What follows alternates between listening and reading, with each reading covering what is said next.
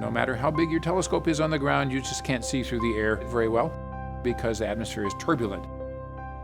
So even though you can see the stars with your eyes, they're blurry, they're twinkling, they're doing things that you can't really compensate for yet from the ground. So the Space Telescope gives you a sharp image that you can't get from the ground.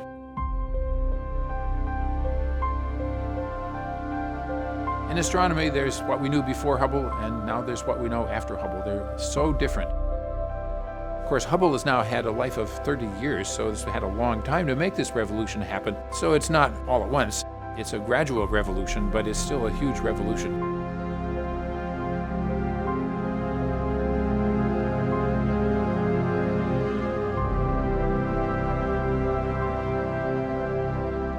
I think the Hubble telescope has been the most productive science instrument ever built. So it is indeed the most astonishing thing.